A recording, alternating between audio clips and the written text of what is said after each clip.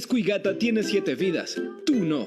Al ir o volver de tu casa a tu lugar de trabajo, cruza siempre por pasos peatonales o semáforos y evita los tacones para trasladarte. Conoce más en descuigatos.isl.gov.cl. Instituto de Seguridad Laboral, Ministerio del Trabajo y Previsión Social, Gobierno de Chile. Instituto de Seguridad Laboral presenta Descuigatos.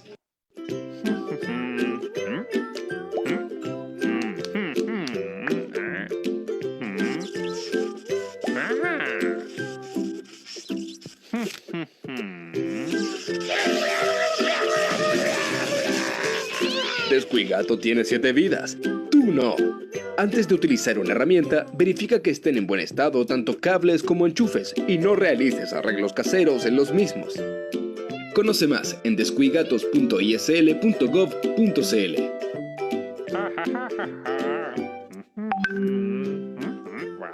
Instituto de Seguridad Laboral, Ministerio del Trabajo y Previsión Social, Gobierno de Chile.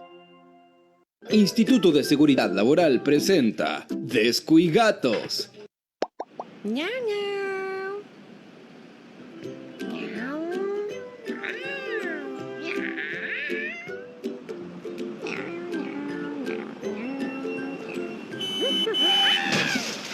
Descuigata tiene 7 vidas, tú no. Al ir o volver de tu casa a tu lugar de trabajo, cruza siempre por pasos peatonales o semáforos y evita los tacones para trasladarte. Conoce más en descuigatos.isl.gov.cl.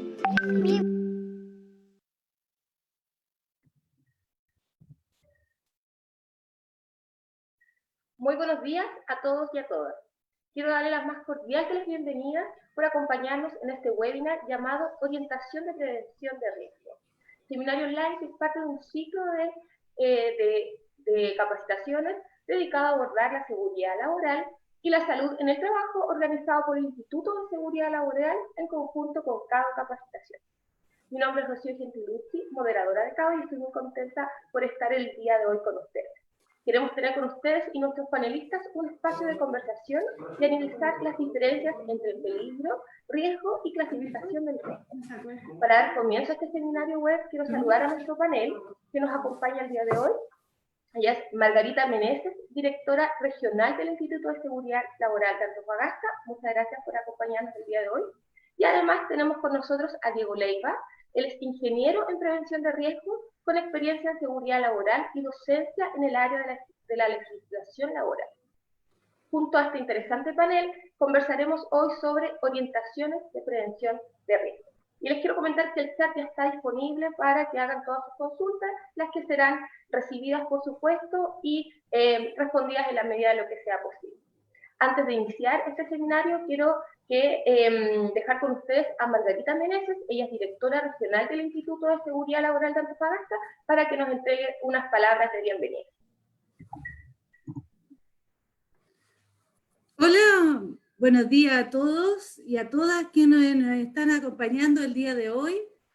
En este inicio vamos por el tercer curso que tenemos en el Instituto de Seguridad Laboral de Antofagasta. Se está realizando de manera gratuita junto a la empresa CADO Capacitaciones.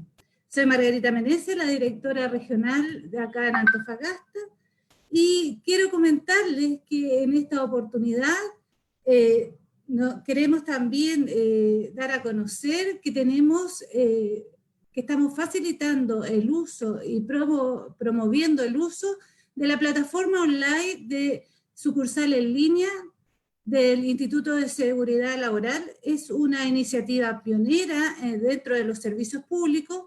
Debido a la pandemia, nosotros tenemos que fomentar el uso de manera online, de la atención online.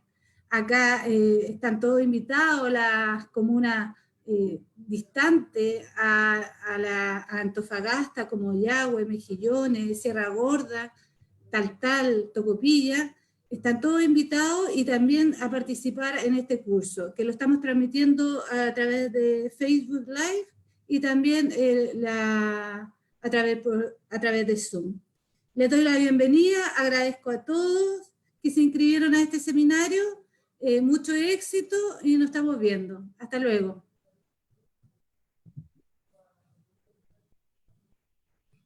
Muchas gracias, Margarita, por sus palabras. Y dejo con ustedes entonces al docente Diego Leiva, quien va a presentar el día de hoy el tema orientación de prevención de riesgo. Adelante, Diego.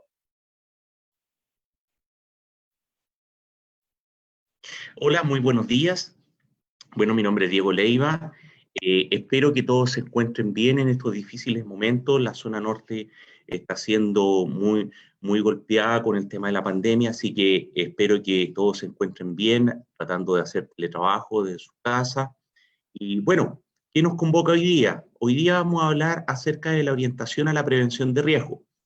Este es un tema transversal que en este caso aplica a la pequeña empresa, y es muy importante la pequeña empresa, dada a veces la falta de metodología y de información que tiene respecto a lo que es los conceptos relacionados a prevención de riesgo, y también, por supuesto, a la mediana y gran empresa.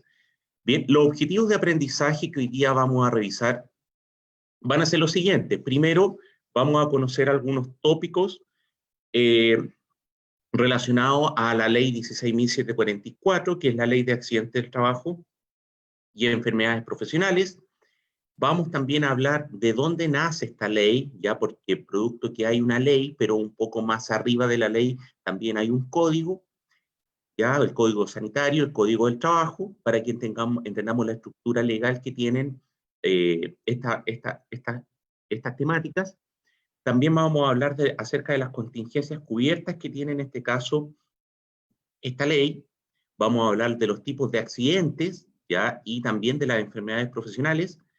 Después vamos a pasar a otra temática que es, en este caso, los conceptos asociados, algunos conceptos claves de qué es lo que es un peligro y qué es lo que es un riesgo.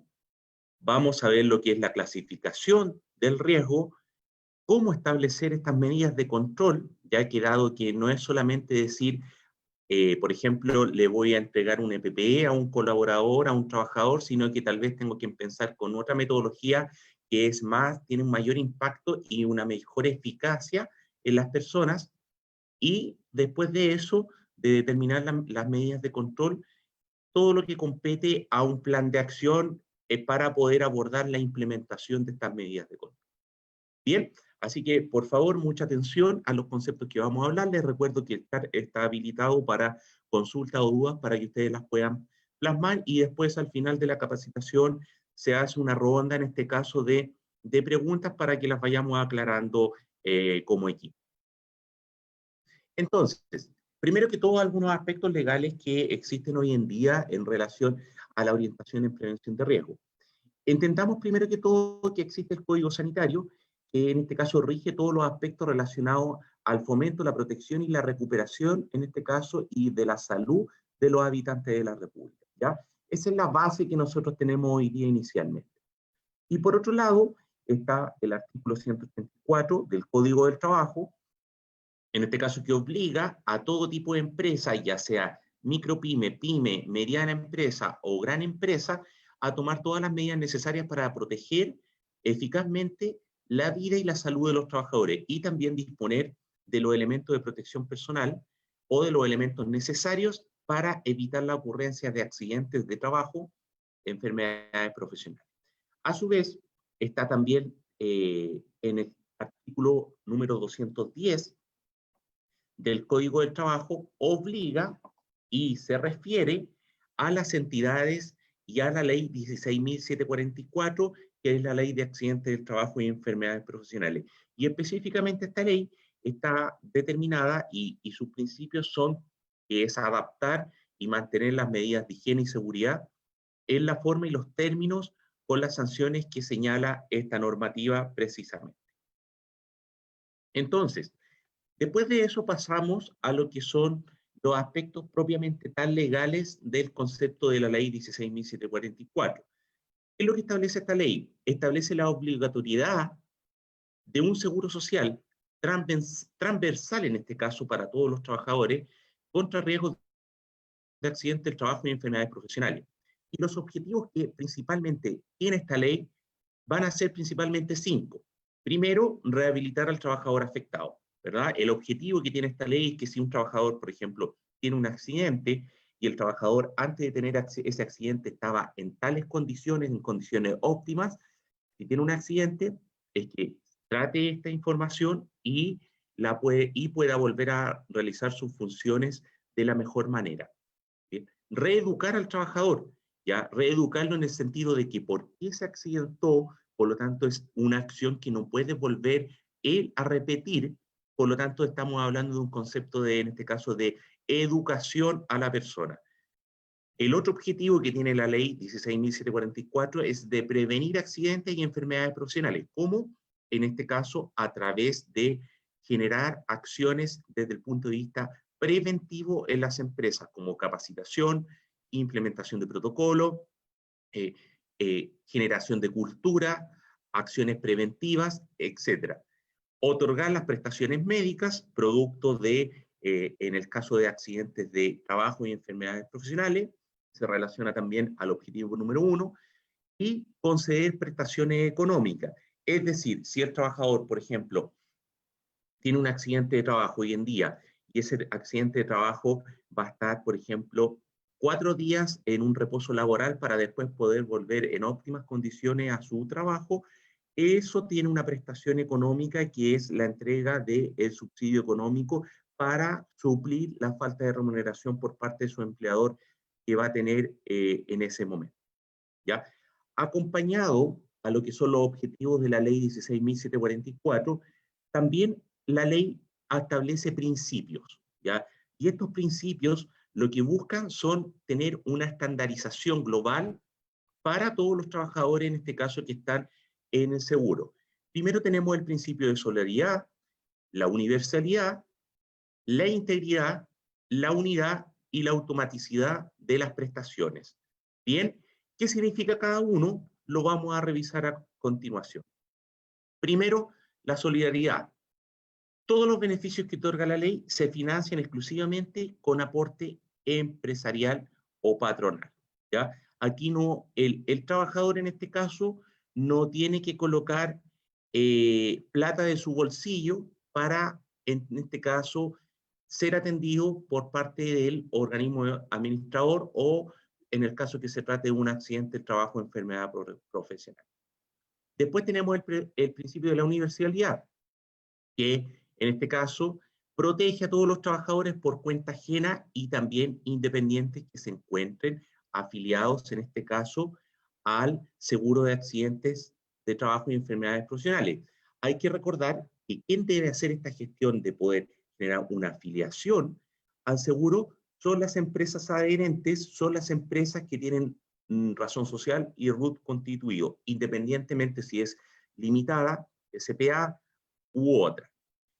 Otro principio viene siendo que las prestaciones cubren todas las contingencias laborales, desde la prevención hasta las prestaciones médicas y económicas. Bien, es decir, por ejemplo, si un trabajador hoy en día trabaja, por ejemplo, en Antofagasta ya y reparte gas, entonces este trabajador trabaja en una pyme porque son 3 personas, es una empresa chiquita, y supongamos que ese trabajador hoy en día, su trabajo es repartir gas en un furgón, en una camioneta, y se encuentra afiliado a un determinado organismo administrador, en este caso al ISL. Y este trabajador tiene un accidente o va transitando, por ejemplo, estoy hablando hipotéticamente hablando, por la calle, en su camioneta, repartiendo, y evidencia, por ejemplo, un asalto y queda, en este caso, con un shock psicológico producto de evidenciar o que le ocurriera este asalto. En ese sentido, además de las lesiones físicas que puede tener este trabajador, también se entiende que hay lesiones asociadas a lo que son probablemente estrés o estados de shock psicológico producto de esta evidencia. Por lo tanto, en ese sentido, el seguro aplica desde el punto de vista de la contingencia laboral. Es decir, el trabajador tuvo ese accidente porque su labor es repartir el gas y desde el punto de vista preventivo yo tengo que evitar que eso vuelva a pasar. ¿Ya cómo? Vamos a conversarlo más adelante con el mismo ejemplo. Y además de eso, el trabajador, dado las lesiones físicas que tiene, va a tener derecho a una prestación económica y a una prestación médica de los días en todo el proceso que dure su rehabilitación, ya sean un día o, en este caso, 10 días, por ejemplo. Otro principio, en este caso, que establece la Ley de Accidentes de Trabajo y Enfermedades Profesionales, es que los beneficios que otorga son iguales para todos los trabajadores, ¿ya? Aquí lo que se busca es que todos sean iguales frente a la ley. Por lo tanto, el trabajador que se desempeña en una empresa PYME y realiza X labor, va a tener el mismo beneficio en el caso que tenga un accidente que el trabajador o el dueño de la empresa, el cual es, por ejemplo, el gerente o tal vez es el dueño que también trabaja a la par con el trabajador si es una empresa tal vez un poco más pyme. Entonces, no hay diferencias desde el punto de vista de tipos de cargo, no hay diferencias desde el punto de vista si es un trabajador u otro trabajador. Y también el otro principio es que los trabajadores están cubiertos desde el momento de que comienza su relación laboral. Y aquí quiero ser súper minucioso. Entendamos que la relación laboral no necesariamente hay una relación desde cuando uno firma contrato. Si bien el Código del Trabajo establece que hay tiempos mínimos para que la persona firme contrato, a veces esos tiempos son excedidos producto de que hay una alta demanda de firma de contrato o se pasan algunos días. Lo importante es que el trabajador en este caso va a estar cubierto desde el momento que, por ejemplo, si hoy día a las 8 de la mañana comienza su trabajo, comienza a trabajar, él está cubierto desde hoy día a las 8.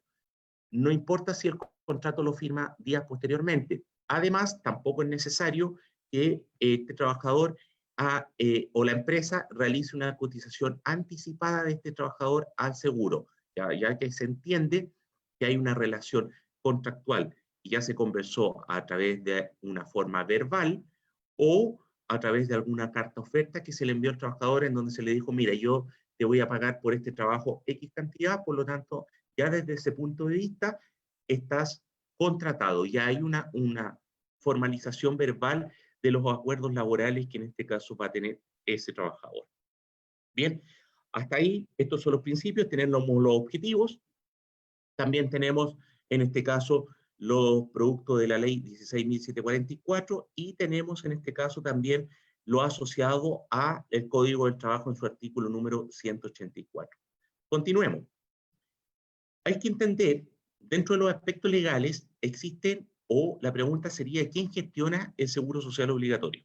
¿Ya? Porque este es un seguro social de carácter obligatorio, en este caso, para toda empresa, debe estar afiliada. Primero tenemos a los organismos estatales, que en este caso, hoy en día estamos hablando del Instituto de Seguridad Laboral, que se representa con sus iniciales ISL. También hay organismos privados, que vienen siendo las mutualidades del seguro y también empresas con administración delegada. ¿Cuál es el concepto de empresa con administración delegada? Son organizaciones que toman la decisión de tener su propio seguro y en ese sentido no reciben, en este caso, no tienen que externalizar el servicio de accidentes del trabajo y enfermedades profesionales. Obviamente hay algunos requisitos asociados, como por ejemplo, tener suficientemente el capital, ya que básicamente tiene que construir en este caso un hospital dentro de la instalación. Entonces, hoy en día en Chile son los menos empresas asociadas a lo que es ese tipo de prestaciones. Bien, ¿por qué? Producto que es bastante caro hacer ese tipo de gestión, porque significa que tiene que contratar médicos, tiene que contratar, en este caso, a un staff de prevención de riesgo, tiene que tener todas las prestaciones médicas para poder entregar una adecuada atención, etcétera, etcétera. Bien, entonces, en ese sentido, ¿cuáles son los trabajadores o a qué trabajadores principalmente cubre la ley? Primero que todo, tenemos los trabajadores independientes.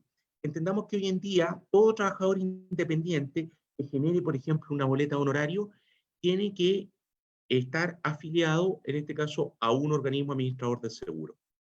Después tenemos a los trabajadores dependientes, que son trabajadores que están contratados por una empresa y ellos le prestan un servicio a una determinada empresa.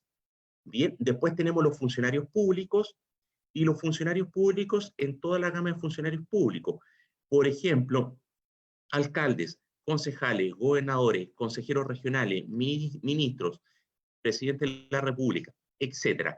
Todos aquellos funcionarios públicos que estén, en este caso, en una empresa o en una organización prestando un servicio determinado, son cubiertos por el seguro, independientemente si se trata de el Instituto de Seguridad Laboral, alguna mutualidad, y básicamente, o una administración delegada, que ya son las menos que existen. Y también, muy importante, todos aquellos estudiantes que se encuentren desempeñando funciones académicas hoy en día, independientemente que estemos en una relación de pandemia, están cubiertos en este caso por este seguro de accidentes de trabajo y enfermedades profesionales, pero regulados específicamente por el Decreto Supremo 313, que regula el cómo accionar esta prestación a través de los estudiantes, en este caso del seguro. Bien, es importante decir que los organismos administradores del seguro, que en este caso prestan el servicio a la ley 16.744, son instituciones sin fines de lucro, es decir, no hay un rescate de utilidades por detrás cuando termina el año comercial. Por lo tanto, todo lo que reciben de las empresas, la obligación es que lo inviertan en prestaciones económicas, en pagar los subsidios a los trabajadores y además en reforzar labores de prevención para las organizaciones y para las personas en general, en este caso del país, ¿ya? Por eso en este caso es que también nacen este tipo de iniciativas, producto para generar cultura en las personas y en los trabajadores afiliados al seguro de accidentes del trabajo y enfermedades profesionales. Entonces, ¿cuáles son las coberturas o las contingencias en este caso que tiene el seguro? Principalmente son tres.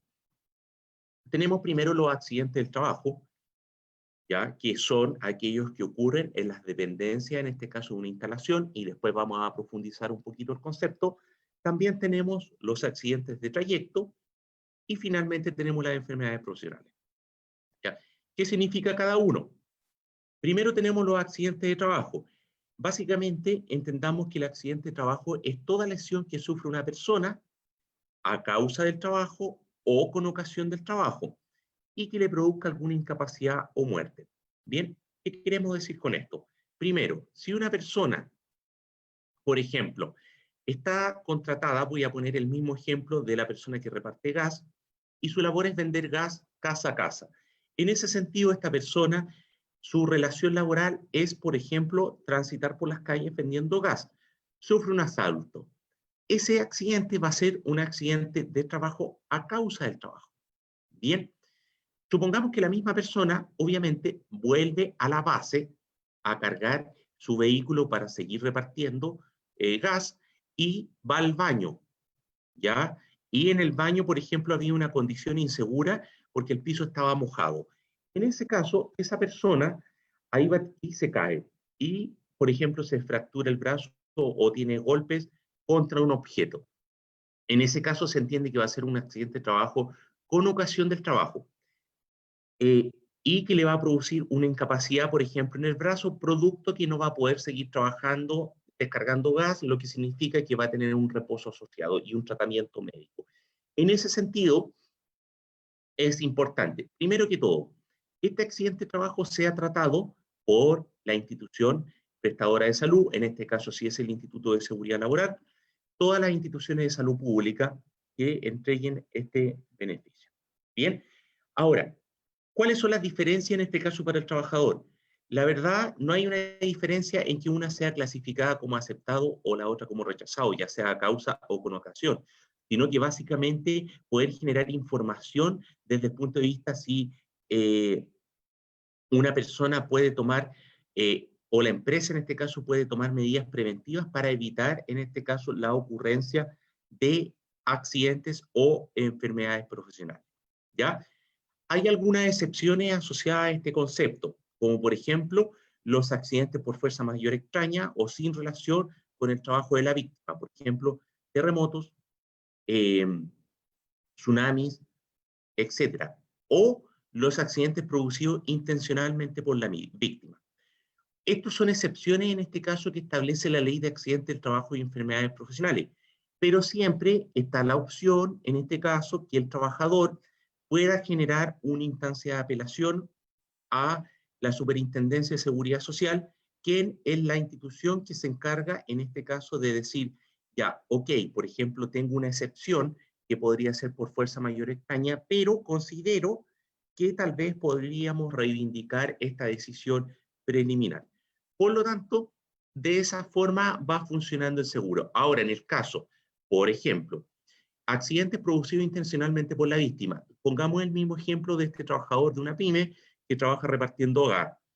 Supongamos que llega un semáforo y el auto de adelante no avanza, ¿ya?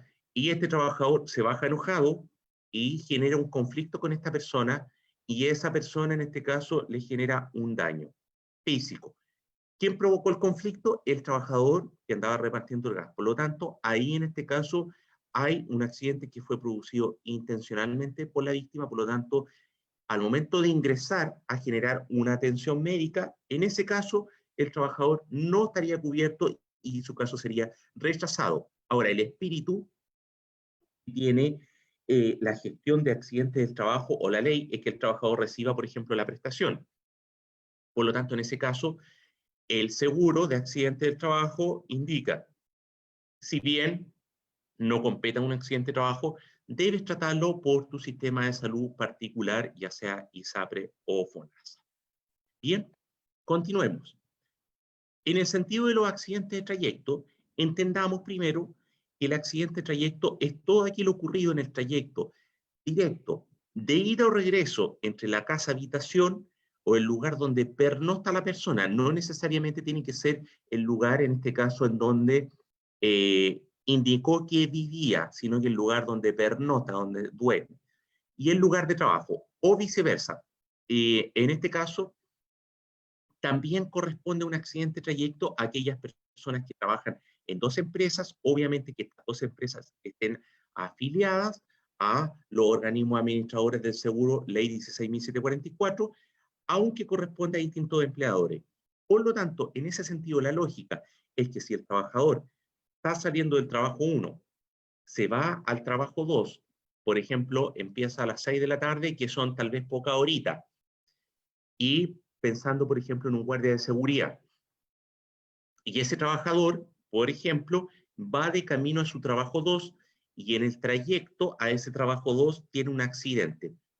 La pregunta es, ¿qué empresa en este caso es la responsable de hacerse responsable de este accidente de trayecto? Bueno, la respuesta es que la empresa hacia donde se dirigía es la responsable de adquirir este accidente de trayecto para efectos de generar el ingreso. Por lo tanto, si la empresa 1 estaba adherida a el Instituto de Seguridad Laboral y la empresa 2 estaba adherida a otra mutualidad, es la empresa 2 que debe enviar a ese trabajador al instituto, a otra mutualidad a la cual está adherida. Bien, para ser considerado un accidente de trayecto, primero que todo no tienen que haber desviaciones, es decir, yo no me puedo pasar a comprar, por ejemplo, a una tienda comercial o hacer algún trámite personal, etc. Eso en este caso no corresponde. Y aquellos accidentes ocurridos en el marco del hogar son considerados como comunes.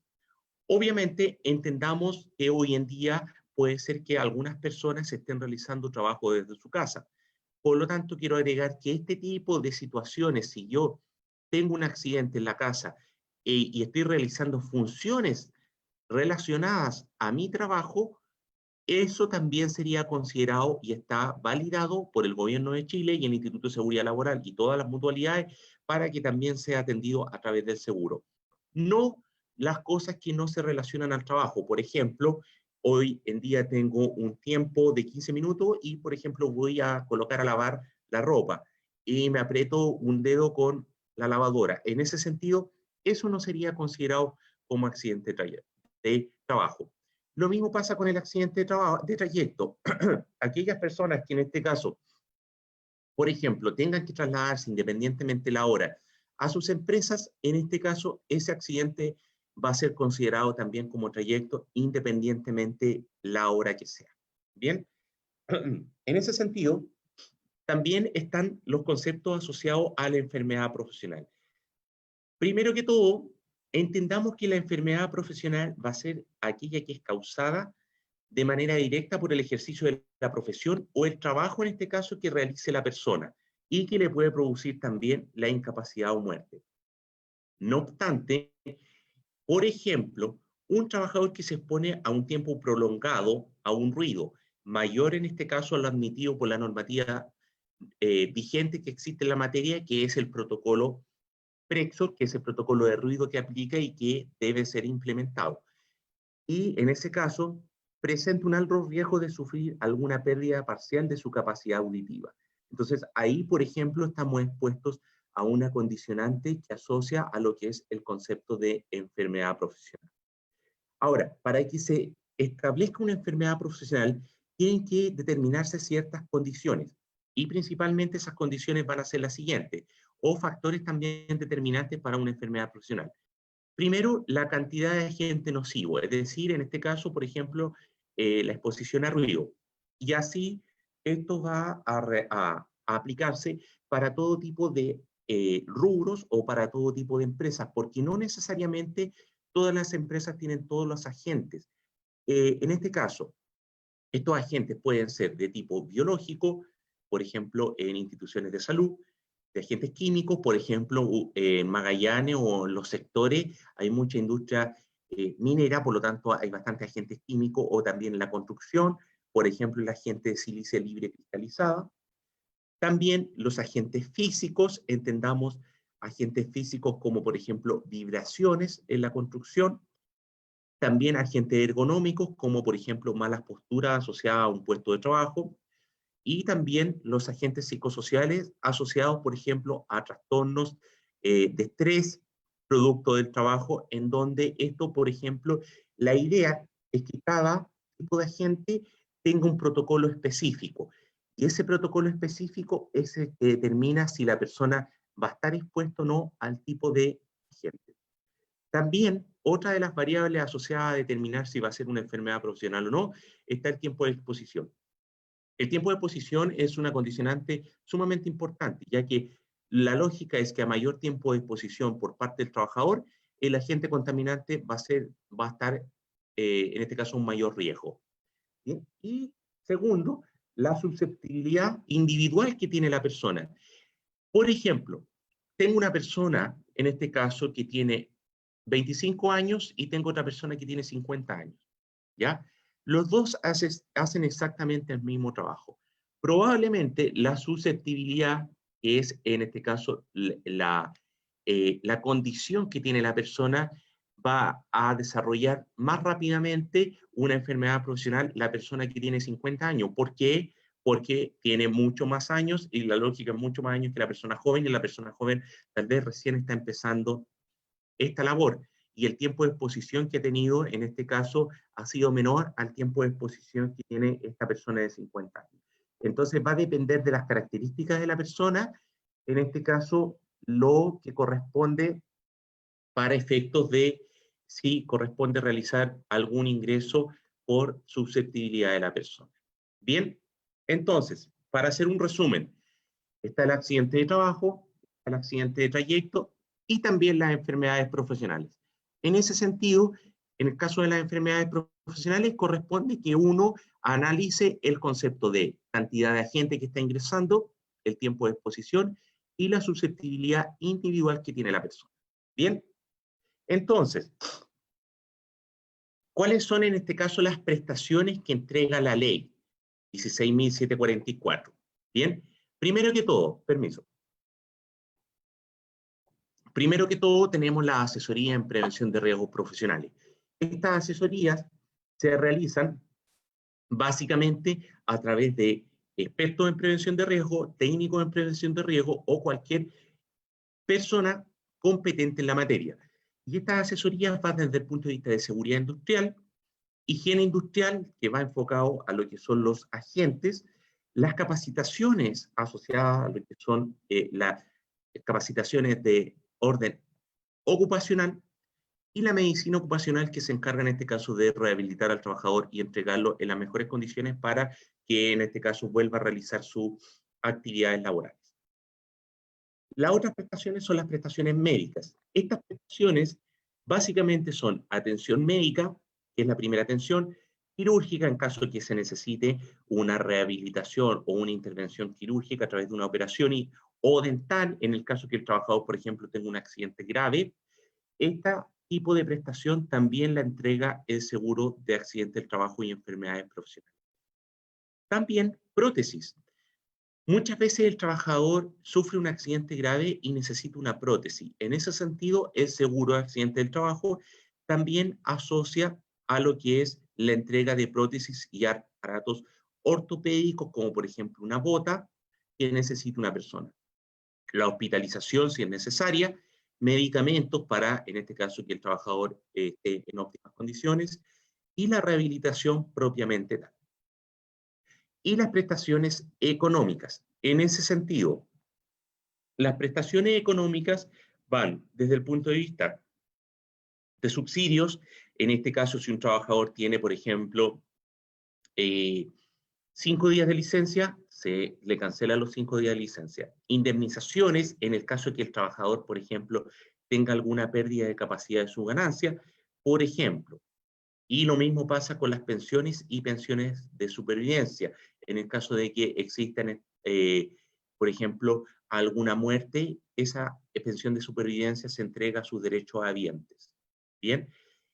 ¿Qué entendemos por indemnización y pensiones? Por ejemplo, si un profesor, ya, su trabajo en este caso es realizar clases, y este profesor tiene problemas, empieza a presentar problemas a la voz, producto en este caso de que no tiene un manejo adecuado, no ha participado nunca en alguna actividad preventiva y tal vez su susceptibilidad, en este caso, ya ha tenido un desgaste a través del tiempo. Por lo tanto, en ese sentido, este profesor va a desarrollar una enfermedad profesional.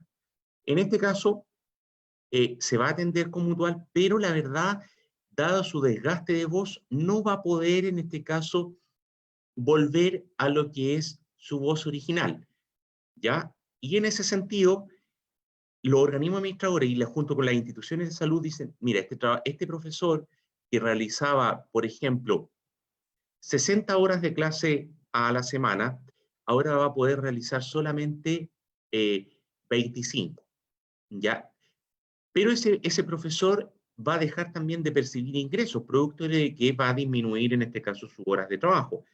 Y en ese sentido, este profesor va a ser beneficiado por el seguro de accidente del trabajo, cubriendo en este caso esa diferencia de horas, en este caso producto de esta pérdida de su capacidad de ganancia a través de una pensión, por ejemplo, o a través de una indemnización puntual que le entrega un beneficio económico producto de esta capacidad de ganancia que va a dejar de percibir, en este caso, la persona. Bien, entonces, para resumir el concepto de prestaciones ley, las prestaciones que otorga el Seguro Social se financian a través del pago de cotizaciones que todos los empleadores deben realizar. Y aquí quiero hacer un paréntesis. El pago de cotizaciones viene siendo una cotización básica de un 0,93, dependiendo el rubro en este caso. Por ejemplo, si es un rubro de servicios, la cotización básica va a ser un 0,93. Si es un rubro de cotización, de construcción, va a tener una cotización más elevada. Y dependiendo del rubro, va a ser el tipo de cotización que va a pagar. A mayor rubro peligroso, mayor es el tipo de cotización. Además, ¿cuál es el objetivo de generar actividades preventivas? Van desde el punto de vista de que esa empresa, que tiene X cantidad de personas contratadas, tiene que realizar prevención, porque la empresa va a estar sujeta a evaluaciones, en este caso, cada 2 años, para ver si su cotización va a aumentar o va a disminuir o se va a mantener. Entonces, si no hace nada, si no hace ninguna acción preventiva, obviamente cada 2 años va a ir pagando más cotizaciones. Entonces, si enfoca las actividades a lo que es prevención, puede en este caso acceder a rebajas de cotización. Bien, Entonces, ¿cuáles son algunas obligaciones como tips que establecen en este caso los organismos estatales? Primero, supervigilar y fiscalizar la prevención, higiene y seguridad en todos los sitios de trabajo a través de los sistemas de salud, principalmente la Seremi de Salud, y prescribir todas las medidas de higiene y seguridad en el trabajo necesarias en las instituciones a través de los servicios de salud y aplicar sanciones por el incumplimiento. Aquí estamos hablando básicamente de algunas obligaciones, en este caso que tienen los organismos estatales de administración del seguro, son supervigilar, fiscalizar y prescribir en el caso de que no se estén realizando labores de prevención de riesgos o seguridad y salud ocupacional. Y por otro lado, los organismos privados, prescribir todas las medidas de higiene y seguridad en el trabajo que las empresas adheridas deben implementar, ¿verdad? Y aplicar alzas o rebajas de cotización adicional diferenciada cada 2 años impar, por ejemplo, 2019, 2021, 2023, 2025. Y esto, propiamente tal, se realiza en base a una normativa legal que es el Decreto Supremo 67, que es el reglamento que, en este caso, regula las alzas, disminuciones o permanencias en la cotización adicional que va pagando una determinada empresa. Continuemos. Algunas obligaciones, en este caso, que tiene toda empresa que debe realizar producto de temas preventivos con sus trabajadores, primero que son implementar todas las medidas de prevención que competen.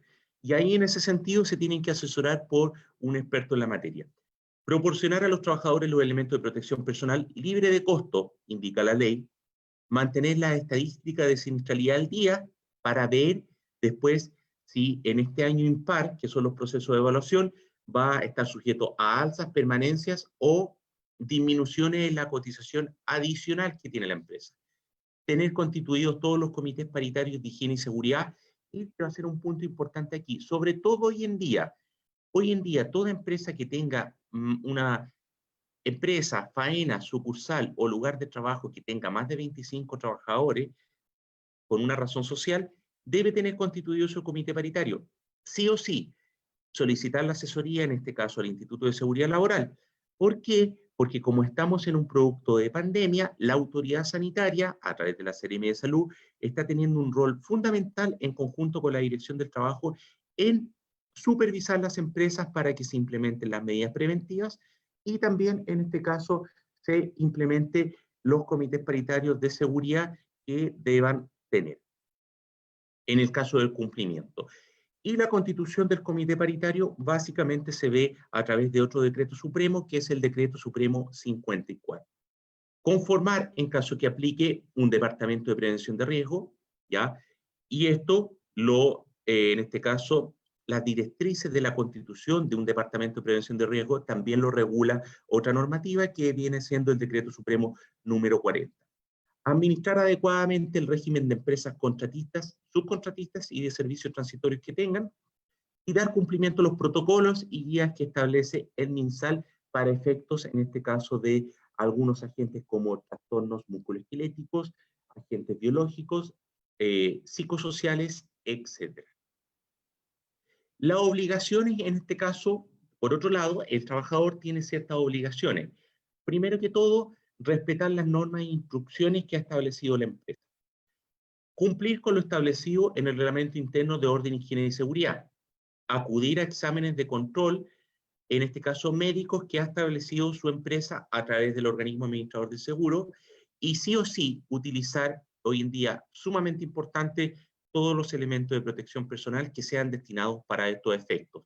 Específicamente, hoy en día, el uso de mascarilla y el uso de insumos necesarios para la prevención del coronavirus COVID-19. Bien, algunos conceptos clave, y aquí ya vamos a pasar a una metodología que asocia lo que es los conceptos clave asociados a lo que es la identificación de peligros y evaluación de riesgos. Veámoslo a continuación. Primero que todo, ¿qué entendemos nosotros hoy en día por peligro? Por peligro entendemos que es una fuente, ya que puede ser, por ejemplo, una maquinaria, una situación o una acción de la persona con potencial de generar daños en términos de lesión o enfermedad, o una combinación de esto. Para identificarlo podemos preguntarnos, hacer una pregunta: ¿por qué podría ocurrir un accidente? ¿Ya? Esa es la pregunta fundamental que nos tenemos que hacer. Por otro lado, el riesgo habla de la combinación de una probabilidad por una consecuencia de que ocurra un evento peligroso y la severidad de daño o enfermedad que puede ser causado por él mismo. ¿Ya? O sea, aquí estamos ya aplicando una metodología que me dice cuántas veces, por ejemplo, puede pasar y cuáles van a ser las consecuencias de que pase esto. Y la pregunta que nos podemos hacer ahí, que básicamente lo que ya expliqué, ¿con qué frecuencia? ¿Cuál es la probabilidad de que puede ocurrir este accidente y cuál viene siendo la consecuencia si pasa? Y eso yo lo puedo evaluar, que es lo interesante que nosotros vamos a revisar en esta charla online.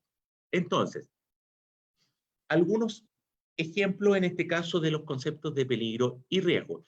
Ahí vemos a una persona que sale apurada, en este caso a una reunión, producto que se atrasó, y ve un charco que en este caso está dejando un equipo de aire acondicionado. ¿Ya? La acción, ¿qué entendemos por peligro? Primero, una condición asociada a una maquinaria, producto de que tal vez no tiene una buena mantención preventiva y está generando un pozón de agua. Y la acción por parte de la persona de que se atrasó en la reunión y va corriendo. ¿Cuál es el riesgo? El riesgo puede ser alto o moderado, producto de que la caída le puede producir una lesión grave. Y eso es lo que nosotros, en este caso, en toda empresa, debe generar una medición para poder determinar las medidas de control en este caso. Entonces, para entrar de lleno en lo que es la metodología de identificación de peligro y evaluación de riesgo, primero que todo veamos cuál es el propósito. Y el propósito que tiene este proceso es identificar correctamente los peligros y evaluar los riesgos correctamente. De toda empresa, aquí no hay una distinción si es una empresa pyme, es una empresa micro pyme que trabaja en 2 personas, o en una empresa mediana o es una empresa grande. Toda empresa tiene procesos, toda empresa tiene actividades y tiene tareas, por lo tanto es importante que todo este proceso sea un proceso transversal para toda organización, ¿ya? Entonces, se tiene que tener una apreciación completa de todos los peligros, en este caso, que están en una empresa y que sean significativos, que pueden provocar un accidente o una enfermedad dentro de un ámbito de acción. Entonces se identifican los procesos, se identifican las actividades asociadas a este proceso y las tareas asociadas ya como la menor, en este caso, descripción de función que debe realizar este trabajador. Los peligros se van a asociar a las tareas que está haciendo esta persona y cada peligro va a tener una evaluación de riesgo, como ya lo vimos anteriormente en el ejemplo.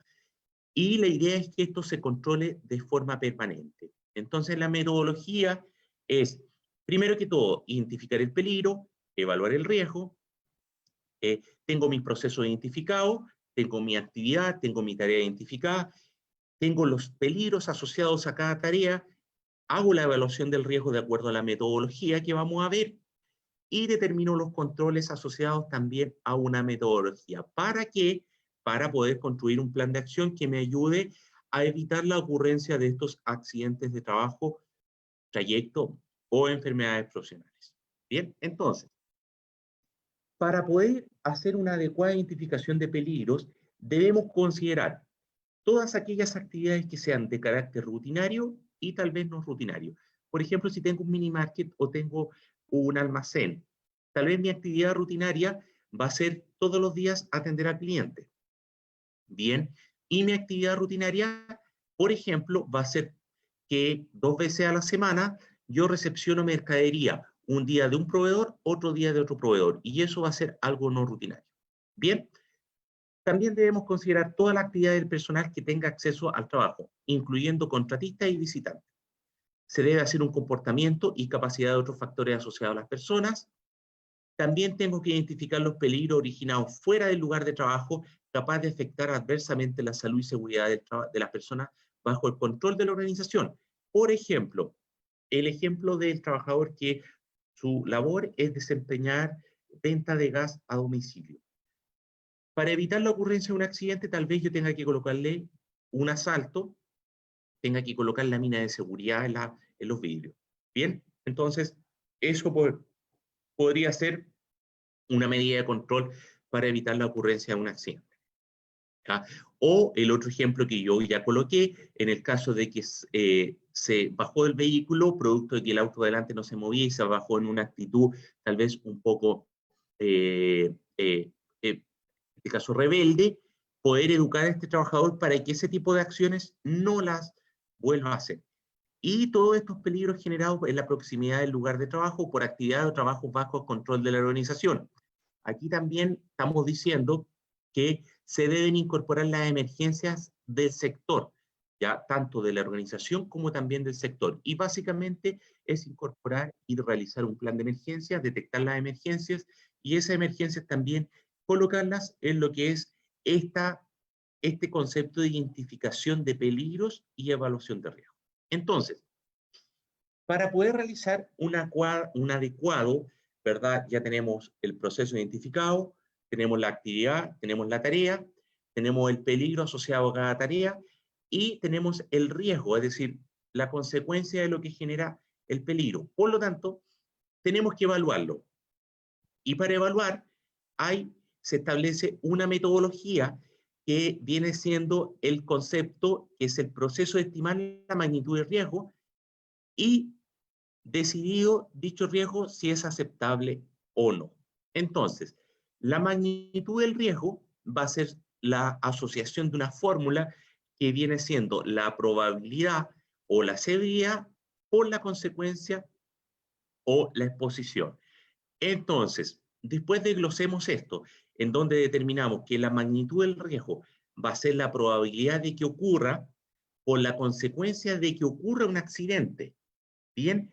Y la magnitud del riesgo en el caso de una enfermedad profesional va a ser la severidad, en este caso, que tenga esa enfermedad profesional por la cantidad de exposición que genere el tipo de agente asociado a la enfermedad profesional.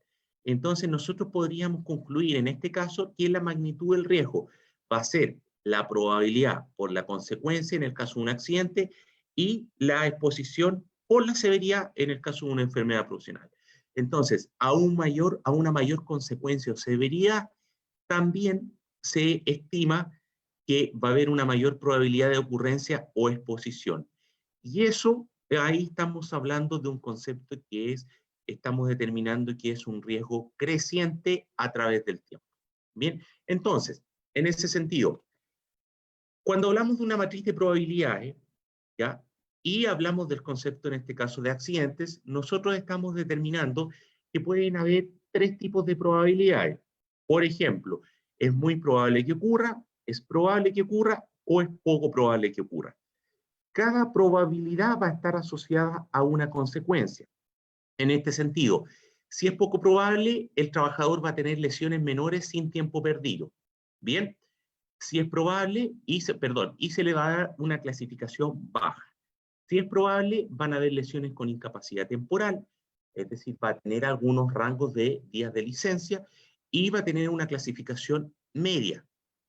Y si la probabilidad es muy probable, en este caso va a tener una clasificación alta, tipo 3, y significa que la consecuencia es que las lesiones son con incapacidad permanente o muerte. Por otro lado, tenemos la matriz de consecuencias, en donde barajamos tres conceptos asociados a lo que son las enfermedades profesionales.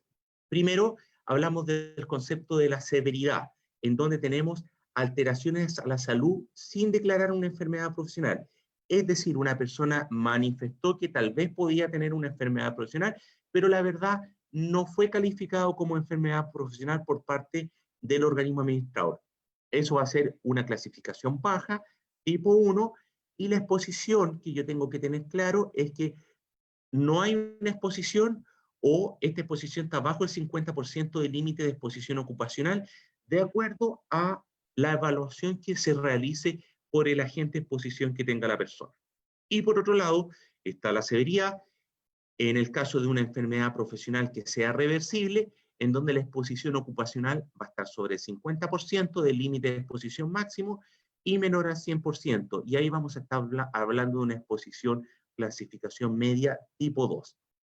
Y también tenemos la severidad, en donde ya tenemos una clasificación alta, y en ese sentido el tipo de exposición va a ser sobre el límite de exposición máximo determinado por la naturaleza del agente. Por lo tanto, en ese sentido, tenemos una clasificación alta. Bien, entonces, de acuerdo a este producto, porque estamos hablando de un producto que es la magnitud del riesgo, donde yo evalúo la probabilidad por la consecuencia y la exposición por la severidad, este producto asociado a accidentes del trabajo o enfermedades profesionales me permite a mí determinar una clasificación que vamos a ver a continuación. Entonces, esa clasificación, por ejemplo, la magnitud del riesgo, nosotros decimos que la probabilidad de que ocurra este accidente, por ejemplo, es 1, ¿ya? Es bajo, ¿bien? Y la consecuencia, en este caso, es medio, ¿bien? De acuerdo a una identificación de peligro y riesgo. Por lo tanto, el producto de esto, que es la multiplicación, en este caso de 1 por 3, va a ser un riesgo medio de color amarillo, que es un nivel 6.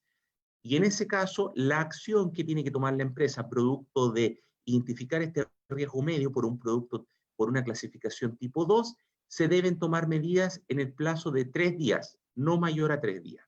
Bien, por otro lado, por ejemplo, tengo una enfermedad profesional, en este caso, exposición, por ejemplo, a sílice libre cristalizada, que se da mucho en las regiones del norte, producto, en este caso, de exposición a minería o en establecimiento de construcción, en donde el trabajador no está, por ejemplo, utilizando sus elementos correspondientes. Entonces, yo tengo una exposición alta, bien, alto nivel 3, y la verdad, la severidad también va a ser alta, por lo tanto, tengo una clasificación tipo 9, ya que vendría siendo alto por alto o 3 por 3, 9.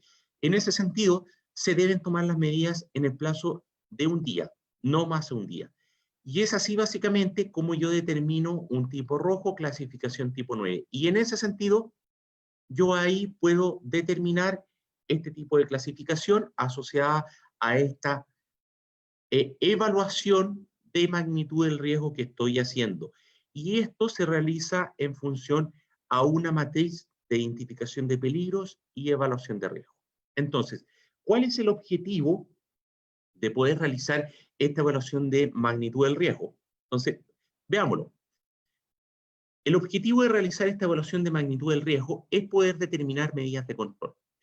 Esas medidas de control deben considerar reducción de los riesgos de acuerdo, en este caso, a la siguiente priorización. Primero que todo, tengo que tratar de eliminar esta exposición a riesgo. ¿Ya? Tratar de eliminarla, en este caso, de mi proceso. Ahora, si nos vamos a un ejemplo, ¿puedo eliminar lo que es el concepto de repartir gas? La verdad es difícil imaginarse y pensar que se puede hacer. Por eso es que el concepto de la prevención de riesgo, cuando nosotros hablamos de, en este caso, de establecer criterios para la prevención de riesgo, nosotros estamos diciendo que la prevención de riesgo no es única, producto de que las soluciones dependen, en este caso, de un trabajo en equipo que se haga en la organización. Y ese trabajo en equipo tiene que ser estandarizado y en conjunto con trabajadores, con comité paritario, con el asesor en prevención de riesgo, con la jefatura responsable. Bien, después tenemos la otra medida de control que viene siendo la sustitución. Tal vez podría sustituir esta acción. ¿Cómo? No lo sé, tal vez tengo que subcontratar el servicio o que no es lo ideal, pero tengo que establecer alguna medida de sustitución. ¿Ya? Por ejemplo, si los llevo a una realidad, en otros países, a raíz de la pandemia, se ha establecido, por ejemplo, la entrega de delivery. Bien, y aquí en Chile también tenemos mucho delivery. Entonces, el riesgo de tener, por ejemplo, contratado a una persona que haga delivery en una motoboy, significa que la persona va a estar expuesta a un gran tipo de peligro y riesgo en el traslado que realiza de un servicio a otro. Por lo tanto, eso puede generar un accidente grave en la persona. No obstante, se ha sustituido ese servicio en otros países que tienen un mayor desarrollo, en donde el delivery se realiza a través de drones. Bien, entonces ahí estamos hablando de una estrategia de sustitución propiamente tal. Bien, controles ingenieriles, en el ejemplo del distribuidor de gas, por ejemplo, este distribuidor de gas está expuesto, ¿verdad?, a asalto, a robo. Vamos a aplicar un control de ingeniería que vamos a instalar láminas de seguridad, en este caso con un espesor, para evitar que el vidrio sea roto fácilmente y así este trabajador no se exponga a este riesgo tan latente. En ese sentido, ahí estamos aplicando una medida de control de ingeniería. Tomando el ejemplo, el mismo ejemplo, de que este trabajador en un semáforo, por ejemplo, se alteró y salió en este caso a discutir con esta persona que estaba estacionada adelante, y esa persona en este caso tomó acciones negativas y generó golpe al trabajador. Por lo tanto, los controles administrativos pueden ser: yo capacito al trabajador para que generar cultura en este caso y evitar la ocurrencia de este accidente o de esta acción que hizo. Genero alertas, por ejemplo, desde el punto de vista de comunicación en el trabajador, o genero controles administrativos que pueden ser, por ejemplo, señalizaciones, capacitaciones, procedimientos instructivos asociados en la materia. Y también, más importante, los equipos de protección personal. Es importante que estas 5 medidas sean en el orden que ustedes están viendo ahí, pero con una lógica que vamos a ver a continuación. Entonces, ¿qué podemos concluir en este caso? La organización debe documentar y mantener actualizados los resultados de la identificación de peligro y evaluación de riesgo y determinación de controles. ¿Cómo? A través de este documento que se llama Matriz IPER, que identifica los peligros, los riesgos los evalúa y establece las medidas de control de acuerdo a esta clasificación. Entonces, las medidas de control tienen esta jerarquización que yo ya les comenté. Eliminar el riesgo, sustituir el riesgo, segregar o aplicar controles de ingeniería, cambiar los procedimientos o controles administrativos, y los EPP, disponibilidad de elementos de protección personal. ¿Qué es lo que yo les invito? Nosotros, por cultura, a veces no miramos esto al revés. Es decir, nosotros primero tenemos que partir mirando desde el punto de vista que es más efectivo, desde el punto de vista de la eliminación. Sí, es verdad, a veces es más costoso, pero tiene un impacto mayor en el tiempo, ya que si yo estoy eliminando no voy a tener la ocurrencia de ese accidente durante todo el periodo de tiempo que quede en el futuro. ¿Bien? Entonces la lógica es primero partir pensando si yo puedo eliminar esa actividad, en este caso, y darle un vuelco, ¿ya? Y realizarla de otra forma. ¿Bien? Para de esa forma poder eliminar el riesgo. Y hasta el menos efectivo, que viene siendo la entrega de elementos de protección personal. Bien, la estructura, la lógica, hoy en día es que, claro, se entregan los elementos de protección personal que de cierta manera sirven y son muy valiosos, pero va a depender el proceso. Pero yo los invito en este caso a que podamos pensar al revés, en este caso, y siempre hagamos la asociación o hagámonos la pregunta: ¿qué pasa si yo elimino primero? ¿Qué pasa si yo sustituyo? ¿Qué pasa si yo aplico controles de ingeniería? Puede ser que eso sea más efectivo, en este caso, que lo menos efectivo, y en ese sentido yo estoy también disminuyendo de la mano la probabilidad de que ocurra este accidente. ¿Bien? ¿Para qué? Estas medidas de control, cuando yo establezco, por ejemplo, un control de ingeniería que voy a instalar estas láminas de seguridad, yo tengo que construir un plan de acción, de acuerdo a la periodicidad de tiempo que yo ya determiné. Pueden ser 3 días, 6 días o un día en el caso que sea una clasificación de riesgo alto. Entonces, aquí tenemos un ejemplo de cómo poder elaborar un plan de acción determinado.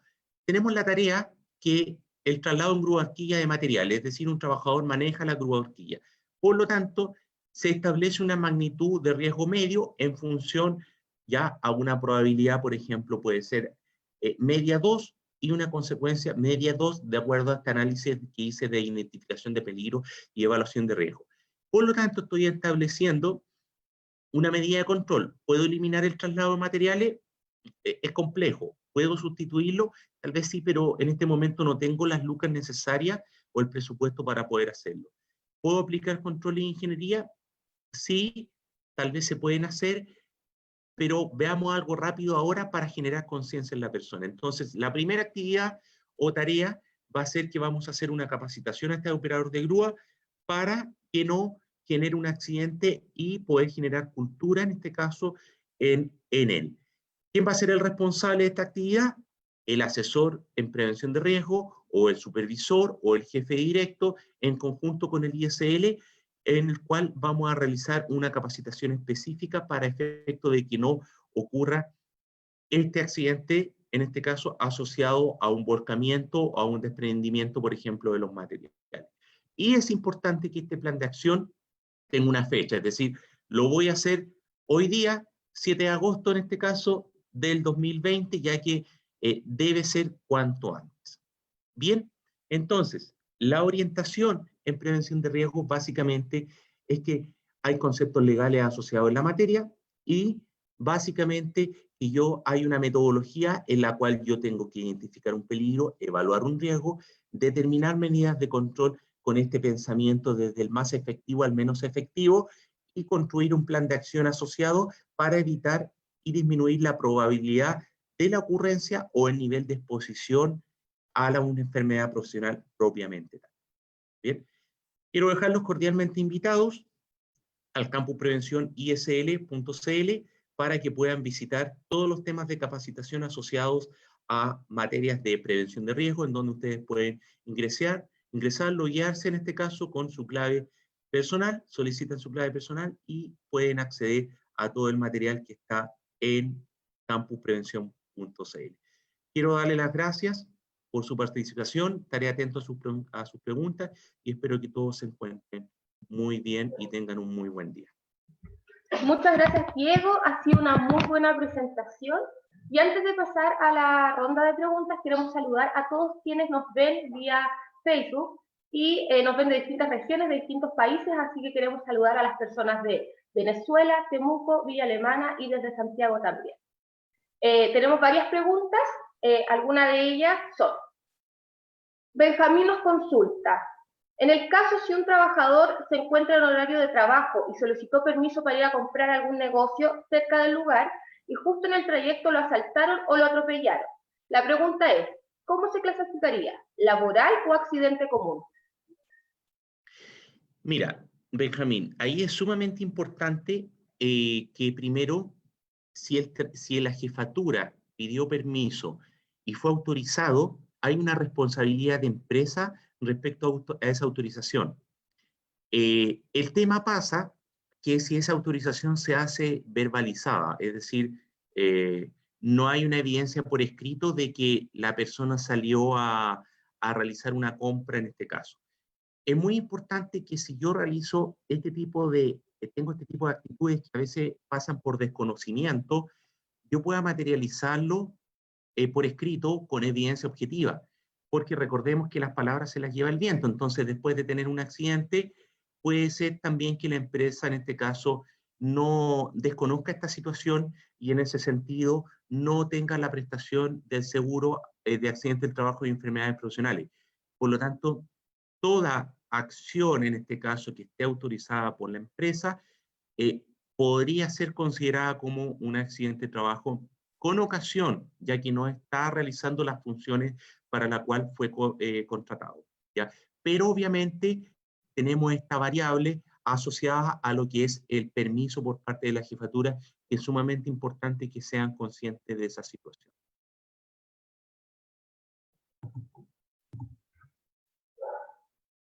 Gracias, Diego, por tu respuesta. Antes de seguir a la segunda pregunta, recordar que les va a aparecer una encuesta de satisfacción para que por favor la puedan responder.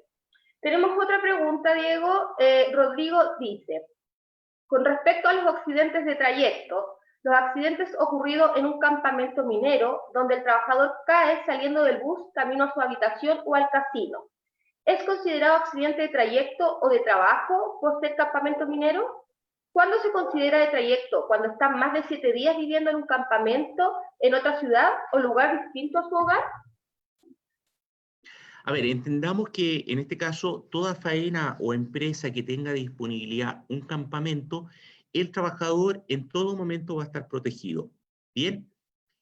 En el sentido de que si la persona está terminando su labor, por ejemplo, su turno a las 8 de la noche, y se traslada al campamento que viene siendo ahí su lugar de habitación, ese traslado podría ser considerado como trayecto.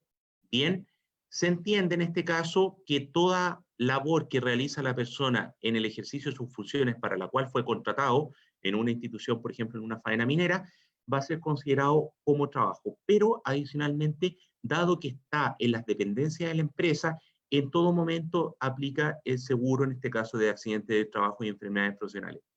También quiero agregar que en este caso no hay un límite de días, ya que el seguro aplica desde el momento que la persona está trabajando. Y también quiero agregar que también aplica la cobertura en toda actividad que la empresa, por ejemplo, realice con sus trabajadores, ya sea de capacitación, de reuniones, u otra actividad para la cual sea destinado. Independientemente que este trabajo que se da mucho en las que son las zonas mineras, por ejemplo, si el trabajador en este caso termina su turno, si tiene un turno de 7x7, se debe trasladar y ha pasado, y yo lo sé, a la zona sur de Chile a visitar su familia porque va de baja del turno, en ese sentido la cobertura del seguro también va a estar hasta que ingresa a su casa, en la cual él llega a su domicilio.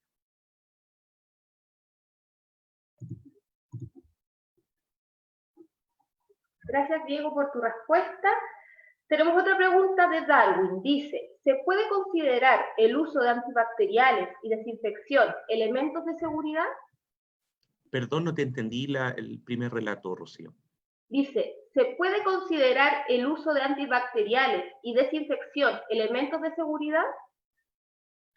Sí, se puede considerar, sobre todo ahora en lo que estamos viviendo en la pandemia del COVID-19.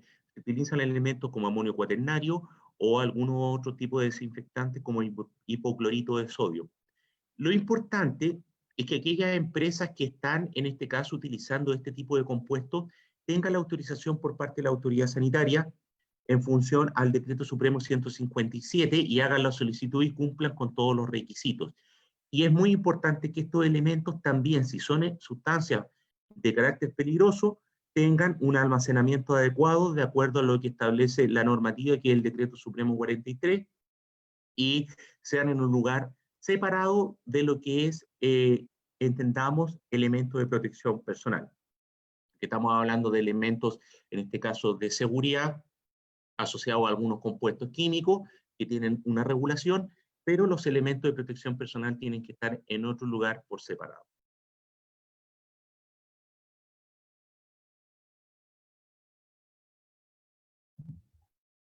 Gracias, Diego. Tenemos más preguntas, hay harta participación, así que dice, Leonardo nos pregunta, respecto a las labores que no están dentro del contrato de trabajo, si me sucede un accidente realizando una labor extraordinaria, ¿cuál sería el protocolo a seguir? A ver, siempre y cuando, Leonardo, esa labor esté autorizada por la empresa, eso va a estar dentro de las labores, en este caso se entiende dentro de las labores que realiza, en este caso, un trabajador. Es importante hacer una distinción, que este tipo de situaciones siempre tienen que quedar reflejadas con evidencia objetiva, como comentaba en otra pregunta. Producto de que pueden haber a veces malas prácticas por parte de jefatura o de empresas, pero es importante que aquí es importante el rol del Instituto de Seguridad Laboral y de todos los organismos administradores, ya que al realizar otras funciones, por ejemplo, si mi labor, por ejemplo, es ser reponedor de un supermercado, y para eso me contrataron, pero a la vez me mandaron a hacer un trámite tal vez a una institución, a pagar una cuenta, a un lugar, y me pasa algo en ese traslado, eso también en este caso va a ser producto de una contingencia y va a tener el respaldo del seguro de accidente de trabajo y enfermedades profesionales. No necesariamente tiene que ser todo lo que indica el contrato, sino que también todo lo que se autoriza por parte de la empresa, como también, por ejemplo, hay en actividades, en este caso, faenas mineras, por ejemplo, que muchas veces se da en donde los trabajadores organizan algún tipo de actividad por cuenta de ellos para entretenerse. ¿Ya? En ese sentido, si pasa algo ahí y si no está autorizado por la organización, en ese caso no aplicaría el seguro, pero son actividades sumamente puntuales. Y recordarles también que, Leonardo, todo tipo de ingreso que se realice producto de un accidente de trabajo, un accidente de trayecto, va a ser siempre investigado para efectos de determinar la prestación, en este caso, de el seguro. Y también recordarles que para efectos de diferencia entre la prestación que tenga un accidente de trabajo y un accidente de trayecto, no es ninguna para el trabajador. La prestación es la misma. La diferencia es para la organización, producto que el accidente de trayecto no se considera para efectos de cálculo de siniestralidad en el caso de un proceso de evaluación.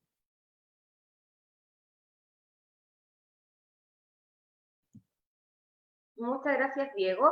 Y tenemos otra pregunta, dice, en tiempos de pandemia, las empresas estatales consideradas prioritarias por ser prestadoras de servicios han establecido algunos modelos de seguridad laboral siguiendo las orientaciones en materia de salud preventiva por razones del COVID. Entonces, un trabajador que pertenecía a este renglón de trabajo contraiga COVID, ¿se puede considerar una enfermedad laboral? Sí se puede considerar siempre y cuando la autoridad sanitaria, en este caso, lo autorice. Ahí es un tema bastante amplio este tema, pero voy a hacer un pequeño resumen. En el caso de que un trabajador, por ejemplo, esté obligado a, o tenga que ir a trabajar producto de sus funciones y adquiera, en este caso, el contagio del COVID-19, debemos recordar que hoy día estamos en una etapa fase 4. La autoridad, el gobierno de Chile determinó que la etapa fase 1, 2 y 3 podía hacer los ingresos directamente y se podía determinar que el contagio estaba en el lugar de trabajo. Pero cuando estamos en fase 4, la autoridad sanitaria es la que determina y autoriza en este caso, a través del estudio de trazabilidad que se haga, que esta persona va a ser calificada como una enfermedad profesional producto del COVID-19. Bien, y en ese sentido, ¿qué es lo que está pasando? Lo que está pasando es que la persona cuando va a atenderse y dice quiero que me hagan mi PCR producto de que me contagié en el trabajo, los organismos administradores dicen ya, pero tenemos que estudiarte dado que estamos en etapa 4 y tenemos que tener la autorización por parte de la Seremi de Salud para efectos de poder calificar como aceptada esa enfermedad profesional. Bien, entonces ahí hay que tener mucho ojo, ya que producto en este caso de que todavía estamos en una fase 4, la autorización viene siendo de la autoridad sanitaria. Y agregar también que se expuso y está ya publicado en la página Paso a Paso Laboral el protocolo con los 7 pasos que se deben hacer para generar una adecuada transición en cada una de las etapas que se van activando en las comunas. Entonces, se tiene que crear un protocolo y ese protocolo tiene que incorporarse a esta evaluación, identificación de peligro y evaluación de riesgo para efecto de tener una adecuada administración, en este caso, del riesgo. Es un tema bastante amplio que podríamos tal vez abordar en otra oportunidad, pero es importante ya con este resumen, en este caso, espero haya quedado claro esa pregunta. Muchas gracias, Diego, por tu respuesta y por obviamente, tu excelente presentación. Nos ha llegado muchas más preguntas, las cuales van a ser respondidas por correo electrónico. Queremos dejar los invitados para este lunes 10 de agosto a las 3 de la tarde con el tema beneficios y coberturas de trabajadores independientes y honorarios, ¿ya? Y por supuesto, los invitamos a que nos sigan, que sigan participando en los cursos que se van a impartir vía streaming durante el mes de agosto. Muchas gracias, Diego, muchas gracias a todos los que nos acompañaron hoy y que tengan una muy buena tarde.